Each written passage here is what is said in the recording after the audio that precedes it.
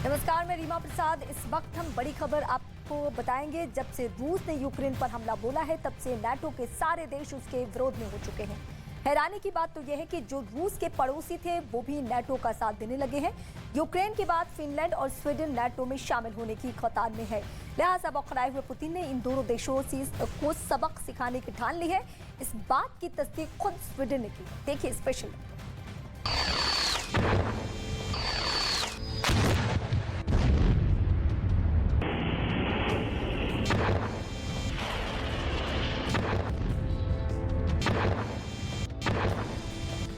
एक तरफ रूस यूक्रेन के खिलाफ जंग छेड़े हुए है, तो दूसरे मोर्चे पर उसके निशाने पर स्वीडन और फिनलैंड भी है। आरोप है कि एक बार फिर से स्वीडन की सीमा में रूसी प्लेन घुस गया।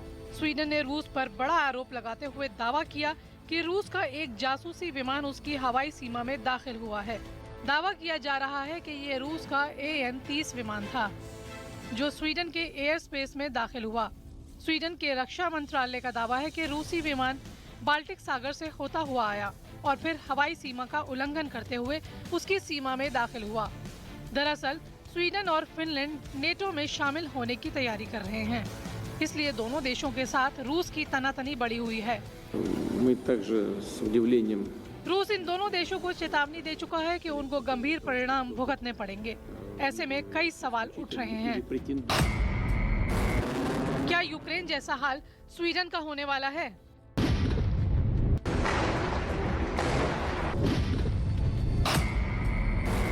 क्या स्वीडन पर भी रूस हमला करने वाला है?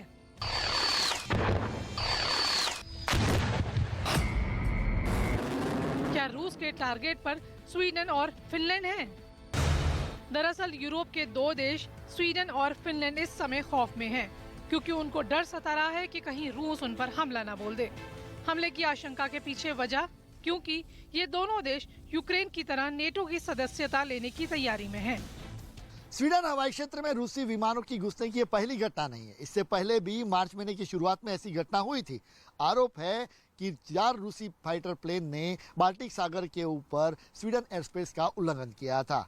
दावा ये भी है कि उन 4 फाइटर प्लेन में से 2 तो परमाणु बम से लैस थे। 2 मार्च को वहां उड़ाए गए 4 विमानों में से 2 सुखोई 24 अटैक एयरक्राफ्ट थे और बाकी 2 सुखोई 27 फाइटर जेट थे, जो कि अटैक हवाई जहाजों को एस्कॉर्ट कर रहे थे। स्वीडन के मीडिया का दावा था कि 2 सुखोई 24 अटैक एयरक्राफ्ट थे। उन दोनों में परमाणु हथियार थे। कुछ दिनों पहले एक वीडियो भी आया था, जिसमें रूसी सेना के ट्रकों का एक काफिला फिनलैंड सीमा की तरफ बढ़ता दिख रहा था। सड़क पर एक के पीछे एक कई ट्रक लाइन से जाते नजर आए थे। जंग की ये नौबत इसलिए आई क्योंकि रूस फिनलैंड और स्वीडन को लगातार चेतावनी दे रहा था कि अगर उन्होंने नेटो की सदस्यता ली तो अंजाम खतरनाक होंगे। लेकिन दोनों ही देशों ने रूस की इस चेतावनी को अनदेखा कर दिया। ऊपर से फिनलैंड ने ऐलान कर दिया कि वो नेटो की सदस्यता हर हाल में लेगा और इसी महीने के आखिरी हफ्ते में इसके लिए आवेदन भी करेगा। यही वजह है कि पुतिन तिलमिलाए हुए हैं। असल में फिनलैंड रूस की पश्चिमी सीमा पर है और इस वजह से दोनों देशों के बीच करीब 1300 किलोमीटर का लंबा बॉर्डर है। लेकिन अगर फिनलैंड नेटो का सदस्य बना तो नेटो की फौज बिल्कुल रूस की सीमा पर तैनात हो जाएगी। जबकि स्वीडन से रूस का जमीनी बॉर्डर तो नहीं लगता, लेकिन समुद्री सीमा जरूर जुड़ती है। स्वीडन और फिनलैंड दोनों पड़ोसी देश हैं, जो रूस के पश्चिमी छोर पर हैं। दोनों ही देशों का कुछ महीने से नेटो की तरफ झुकाव देखा गया है। ऊपर से 24 फरवरी को यूक्रेन में रूस की फौज के घुसने के बाद दोनों देशों में इस बात पर सर्वे कराया गया कि वहां की जनता नेटो के साथ जाने के पक्ष में है या नहीं। दावा ये किया गया कि दोनों देशों की जनता ने रूस का विरोध किया और नेटो की सदस्यता हासिल करने का समर्थन किया।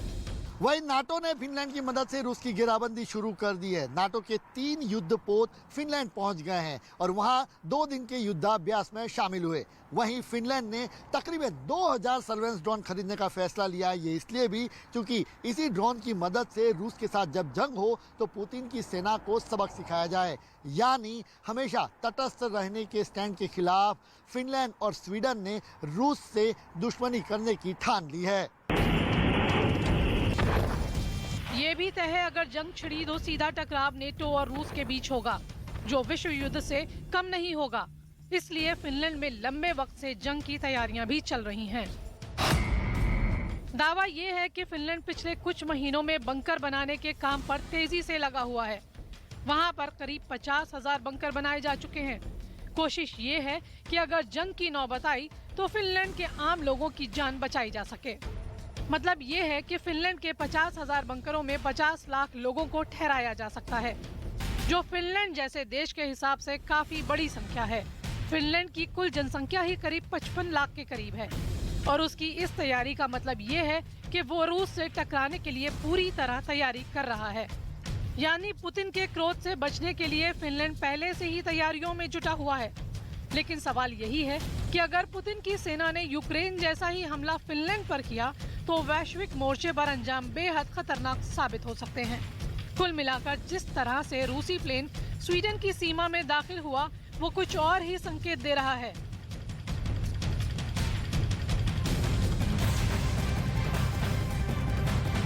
अमेरिका और उसके सहयोगी देशों ने भले ही रूस के लिए मुश्किलें खड़ी कर दी, लेकिन रूस भी इन देशों को उनकी भाषा में जवाब देना चाहता है। अमेरिका की खुफिया एजेंसियां लगातार काला सागर के आसपास सक्रिय है और वो रूस के जंगी जहाजों की हर मूवमेंट पे नजर रखे हुए हैं। कुछ ही दिनों पहले काला सागर में रूस के जंगी जहाज मॉस्को डुबाने में जो कामयाबी यूक्रेन को मिली थी, उसमें भी अमेरिका के इसी खुफिया तंत्र का बहुत बड़ा हाथ था। लेकिन अब इस खुफिया तंत्र को शिकस्त देने के लिए पुतिन की सेना नए नए पैतरे अपना रही है और इसके लिए रूस ने जो तरीका ढूंढा है वो आज आपको हैरान कर देगा। सैटेलाइट तस्वीरों से इस बात का पता चल चुका है कि रूस ने अपने नेवल बेस की हिफाजत के लिए काला सागर में डॉल्फिन्स की तैनाती कर दी है। मिलिट्री ट्रेनिंग हासिल करने वाली ये डॉल्फिन्स कैसे रूस के दुश्मनों का रास्ता रोक रही है, इस पर आप हमारी ये अगली रिपोर्ट देखें। एनआई के द्वारा ली गई इन सैटेलाइट तस्वीरों में कुछ डॉल्फिन्स को रूस के सेवास्तोपोल हार्बर के पास देखा गया है।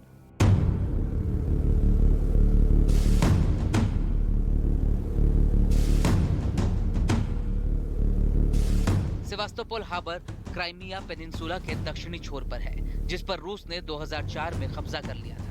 यूएसएनआई के सैटेलाइट इमेजरी के एनालिसिस के मुताबिक फरवरी में यूक्रेन पर अटैक की शुरुआत में रूस ने अपने नेवल बेस पर इन डॉल्फिन्स की 2 बटालियंस को शिफ्ट किया था। विशेषज्ञों के मुताबिक ये डॉल्फिन्स इस हार्बर के एंट्री पॉइंट की निगरानी करती है। इस एंट्री पॉइंट से कोई भी जहाज, पनडुब्बी या युद्धपोत रूस में प्रवेश कर सकता है। साथ ही यहाँ रूस की परमाणु पनडुब्बियां और जंगी जहाज हर पल तैनात रहते हैं, जिस वजह से डॉल्फिन्स की तैनाती और भी जरूरी हो जाती है। ये डॉल्फिन समुद्र में मौजूद किसी दुश्मन के जहाज या पनडुब्बी के साउंड सिग्नल्स की पहचान कर सकती हैं और ऐसा होते ही ये डॉल्फिन्स अपनी हरकतों के जरिए नेवल मिलिट्री कमांड को संदेश भेजने लगती हैं। अब सवाल उठता है कि आखिर वो कौन सी साजिश है जिसे रूस इन डॉल्फिन्स के जरिए अंजाम देना चाहता है। डॉल्फिन युद्ध में किस तरह से रूस की मदद कर सकती है, ये समझने के लिए इन बातों पर ध्यान देना जरूरी है। जलीय जीवों में डॉल्फिन को बहुत समझदार माना जाता है। ये ट्रेंड होने के बाद इंसानों के इशारों को अच्छी तरह से समझ सकती हैं। खास बात यह है कि ये पानी के अंदर दुश्मन टारगेट के साउंड और रेंज को पहचान सकती हैं। रूसी सेना ने ऐसी तकनीक विकसित की है जिसकी मदद से डॉल्फिन की हरकतें सिग्नल में बदल जाती हैं और सेना को दुश्मनों की साजिश का पता चल जाता है। रिपोर्ट्स के मुताबिक रूसी नौसेना ने सेवास्तोपोल बंदरगाह के एंट्री गेट पर इन डॉल्फिन्स को तैनात किया है। इस पर रूस ने 2004 में कब्जा कर लिया था। वैसे ये पहली बार नहीं है जब इस तरह के अभियानों के लिए डॉल्फिन्स को तैनात किया गया है। रूस के अलावा अमेरिका और यूक्रेन भी डॉल्फिन को प्रशिक्षित करते हैं। सोवियत संघ के दौर में यूक्रेन भी इन मछलियों को ट्रेनिंग देता था। 2012 में यूक्रेन ने डॉल्फिन की ट्रेनिंग के प्रोग्राम को बंद कर दिया। 2014 में क्राइमिया पर कब्जे के बाद यूक्रेन की डॉल्फिन भी रूस के हाथ लग गई थी। इस दौरान यूक्रेन ने कई बार अपनी डॉल्फिन्स को वापस मांगा, लेकिन उसे कामयाबी हासिल नहीं हुई और अब एक बार फिर पुतिन की ये डॉल्फिन वाली जलसेना सुर्खियों में है।